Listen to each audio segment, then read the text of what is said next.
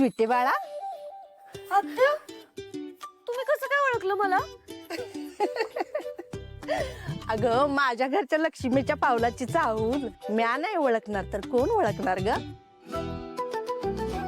आत्या मी देवळात गेलो होतो, महालक्ष्मीची ओटी पण भरली आणि देवीला सांगितलं माझ्या शुभूला सगळ्या कामात यश दे. कुणाची ग माझी बाई ती? देवळात गेलतीस ना? होय. तू माझी नाही हो, तुम्ही जरा 2 मिनिटं म्यूट व्हा.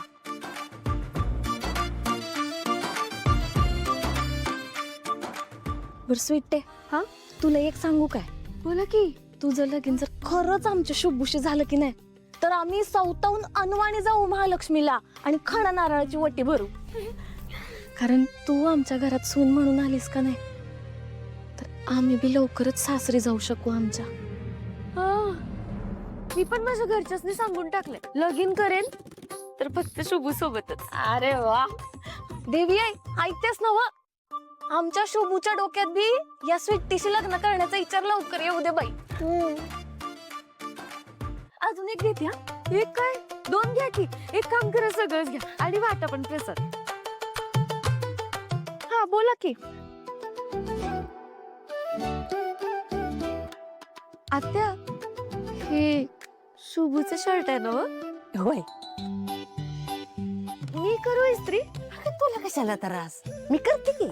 आता त्रास कसला, माझ्या होणाऱ्या नवऱ्याचीच तर कापड आहेत ती. अगं बाई स्वीटे, अगं आमच्या काळात नजर वर करून बघायची भी हिंमत नव्हती, पण आताच्या तुम्ही पोरी ना म्हणजे सुसाट धावताय बाई. करायचंच म्हणतेस? घे घे कर, मी जरा दूध तापवून येतो.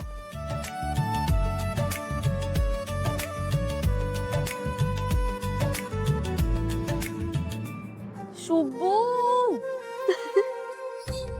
उफ,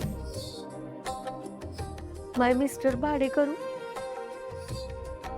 तुझ्यावर मी किती प्रेम करू.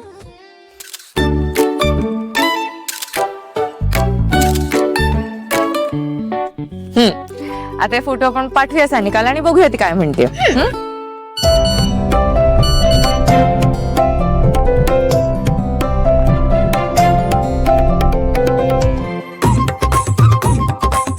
काय बघायलास ग? हा फोटो बघ. अगं हे कसलं भारी आहे का नेकलेस, एक नंबर आहे बघ. ही कोण तुझी मैत्रीण? शिक्षण मंत्र्याची मुलगी श्रावणी. आमचं लग्न झालंय, माझा नवरा आहे. हा नेकलेस तुझ्यासाठी आहे की पियू साठी? खरं तर हा नेकलेस तुझ्यावर पण शोभून दिसेल बघ. बघितलं ती काय म्हणाली? हा म्हणजे ती काय म्हणाली की हा नेकलेस आहे ना तुझ्यावर आणि माझ्यावर दोघांवर पण एक नंबर दिसतोय आणि म्हणून मला आता असं थोडस वाटतंय की हा नेकलेस मला खूपच मोठा होतोय, त्यामुळे मी काय विचार केलाय हा नेकलेस तू घाल, म्हणजे तू खूप सुंदर दिसशील. पिहू बाळा मला नकोय, तूच घाल प्लीज अगं. पण मी नाही घालत इतके मोठं. प्लीज माझ्यासाठी प्लीज प्लीज. ओ बरं बरं बरं बरं. मला एक सांग सानिका, हा? तुझा भाऊ नक्की त्या मिनिस्टरांचाच पी आहे ना व? का या पोरगीचा? मिनिस्टरचाच पी आहे, पण त्या घरात तो सगळ्यांना मदत करतो. त्यांनी त्याला दत्तक घेतलंय असंच समज. त्या घरात दादा सगळ्यांना हवा असं वाटतं बघ. मला पण. काय कुठं काय काय नाही. स्वीट आहे. तुझा भाऊ कुठे आहे ग?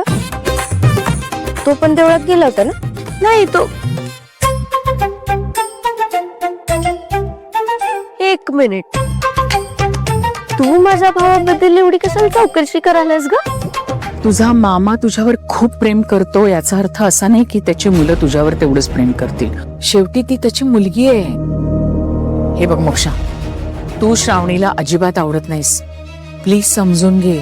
तिने तुझं लग्न मोडायचा प्रयत्न केला तर मग तिच्याकडून चांगलं वागण्याची अपेक्षा कशी करतेस तू? आणि हा, श्रावणी जरी तुझ्याशी नीट वागली नाही ना तरी आपण मात्र तिच्याशी नीटच वागायचं. हा, काय झालं नंदाक्का? अरे विश्वंभर, तू कधी आलास? नाही, हा मी आपलं सहजच बोलत होतो असं. ऐकलंय मी सगळं. त्या नालायक मुलीने परत काय केलं तू सांग मला. आम्ही मोक्षाच्या लग्नासाठी साड्या आणि दागिने पाहत होतो, तर मोक्षाला एक हार खूप आवडला होता, पण तो श्रावणीने घेतला.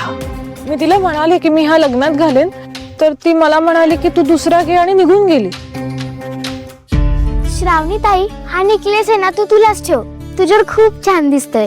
मोक्षाताईच्या लग्नात घाल, मी दुसरा घेईन मला. बर हळू. हा बघ तिच्या गळ्यात आहे.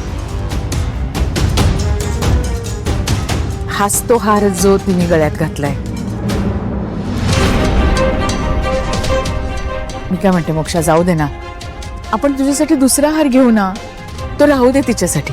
हा, मोक्षासाठी दुसरा नेकलेस बघायची काही गरज नाहीये.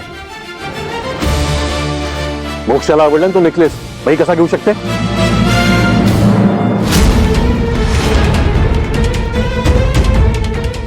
युगळा, तिला सांग तो नेकलेस काढ आणि मोक्षाला दे.